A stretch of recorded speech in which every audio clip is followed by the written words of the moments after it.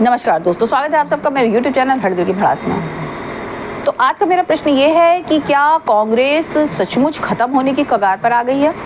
क्या मोदी जी का कांग्रेस मुक्त भारत का जो ये एक आह्वान था या जो एक क्या कहना चाहिए चुनावी मुद्दा था या उनका जो एक नारा था, क्या वो सच में साबित होने जा रहा है?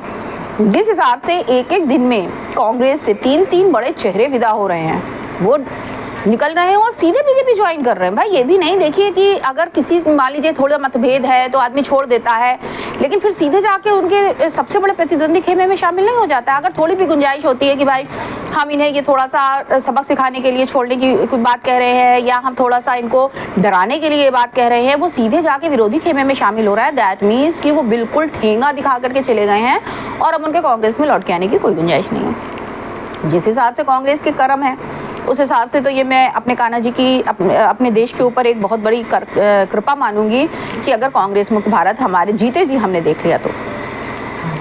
दूसरी बात ये है कि इतनी बड़ी 140 साल पुरानी पार्टी अगर इस कगार पर आई है तो जिम्मेदार कौन है?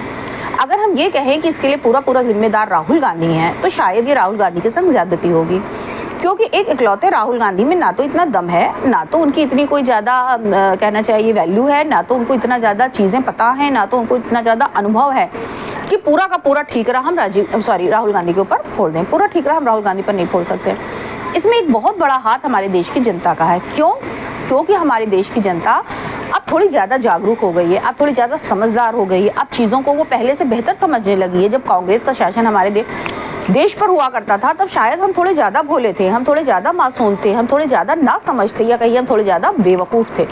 अब हमारी जो पीढ़ियाँ आई हैं वो कुछ ज़्यादा अच्छे से समझ पा रही हैं, चीज़ों को अच्छे से देख पा रही हैं, वो कांग्रेस की नीतियों को अच्छी तरह से एनालाइज कर पा रही हैं। कांग्रेस की नीतियाँ क्यों बनाई गई, किस लिए बनाई गई, क्यों देश इतने सालों से कांग्रेस की कहना चाहिए लीडरशिप में हमारा देश इतनी ज़्यादा उन्नति क्यों नहीं कर पाया जितनी ज़्यादा उन्नति उसे कर लेनी चाहिए थी। तो अब हमारी सबसे बड़ा एक जो एस्पेक्ट है कांग्रेस के ख़त्म होने का, वो तो सबसे बड़ा जनता जनार्दन है कि शायद उसकी आंखें खुल गई हैं। एक बहुत बड़ा रोल हमारे मोदी जी का है।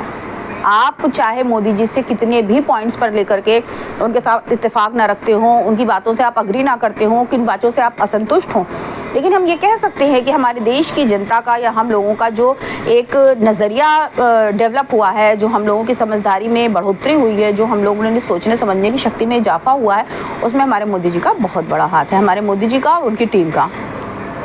आगे बात करते हैं कि भाई देखिए कांग्रेस को कौन छोड़ रहा है कौन नहीं छोड़ रहा है, ये हमारे लिए मुद्दे की बात नहीं है। बस हाँ, हम इस पर उनको ये संतुष्टि ले सकते हैं या उनका मजाक उड़ा सकते हैं कि भाई आप अपने ना कार्यकर्ताओं को रोक पा रहे हैं, ना आप अपने वो क्या कहते हैं नेताओं को रोक पा रहे हैं, इवन आप अपने मंत्रियों को नहीं रोक पा रहे हैं। आपके जितने भी लोग आपसे नाखुश हो रहे हैं वो सब बीजेपी में आ रहे हैं। एक बहुत बड़ा हाथ कांग्रेस की बर्बादी का है हमारे श्री राम का हमारे ऊपर आशीर्वाद।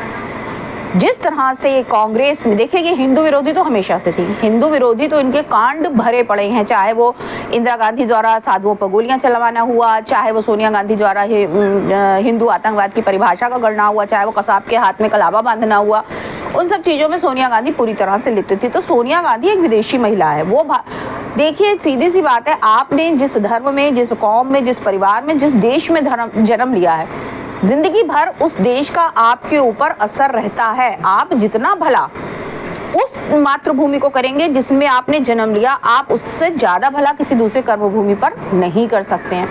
हम ये भी मान सकते हैं, लेकिन सबसे बड़ी बात यह है कि जिनमें थोड़ा सा ईमान होता है वो दूसरे की बर्बादी नहीं करते हैं, अपना अच्छा करेंगे। हम चाहेंगे, जैसे मान लीजिए आज मैं यहाँ हूँ, कल को मैं जाके अमेरिका में बस जाऊँ, इंग्लैंड में बस जाऊँ, दुनिया के किसी भी क्षेत्र में बस जाऊँ, तो मेरे दिल में अपनी भूमि के लिए, अपनी मातृभूमि के लिए जो प्रेम होगा, जो हमारे देश के लिए होगा कि भाई मेरा देश पूरी दुनिया पर छा जाए, हम विकसित हो जाए, हम सबसे आगे निकल जाए, विश्व गुरु बन जाए, वो हम उस देश के लिए नहीं सोच पाएंगे। ये कुदरती है, ऐसा इसमें कुछ। लेकिन अगर वहाँ रह के, वहाँ की खा करके हम उसी की जड़ों को खो दें, हम उसी की जड़ों में मट्ठा डालें, हम उसी को बर्बाद करें, तो मेरे जैसा घटिया और गिरा हुआ इंसान नहीं हो सकता।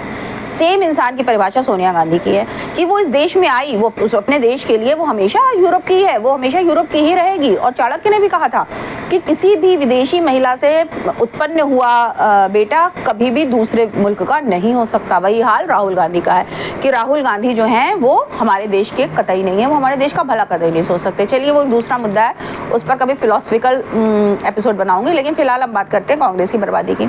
तो कांग्रेस जिस तरह से बर्बाद हो रही है उसमें हमारे श्री राम जी का बहुत बड़ा हाथ है, क्योंकि बहुत से बड़े बड़े और इनके बहुत बड़े बड़े नेताओं ने इस बात पर बड़े क्षोभ उन्होंने व्यक्त किया, बहुत से कार्यकर्ताओं ने इस बात पर कांग्रेस को छोड़ दिया कि भाई आप हमारे श्री राम के लिए इतना बुरा सोच रहे हैं, हमारे श्री राम के खिलाफ हैं।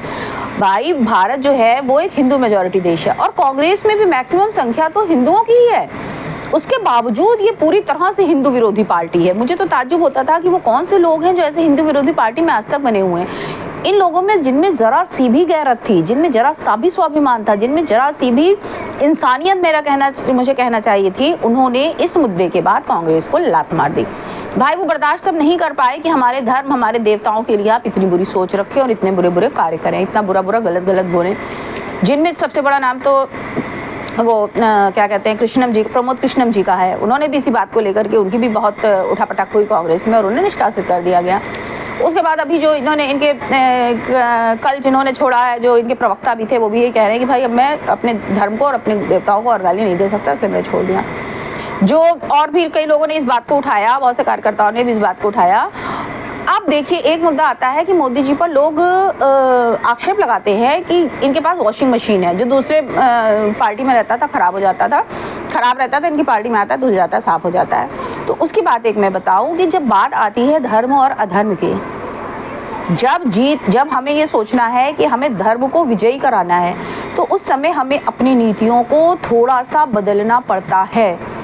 आपने महाभारत में भी देखा होगा कि कृष्ण ने कहा, कृष्ण ने चाहे वो कर्ण का वध हो, चाहे वो क्या कहते हैं उनका गुरु द्रोणाचार्य का वध हो, चाहे वो जयद्रथ का वध हो, हर वध में कहीं ना कहीं कृष्ण ने कोई ना कोई अनीति का सहारा लिया था। क्यों लिया था? क्योंकि उनका जो महाभारत लड़ने का जो उनका उद्देश्य था वो बहुत बड़ा था।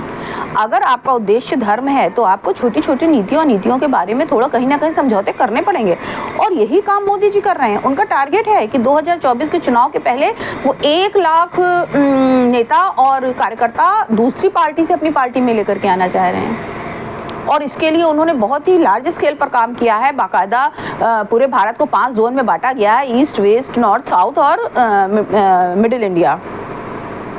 इसके लिए उन्होंने अगर प्रभारी नियुक्त करे हैं, बाकायदा उनकी पूरी टीम है, उनकी पूरी एकजुट होकर के इस मुद्दे पर काम कर रहे हैं। इसलिए मेरी आप लोगों से हाथ जोड़कर प्रार्थना है कि दूसरे पार्टी से आने वाले लोगों पर आप लोग सवाल मत उठाइए।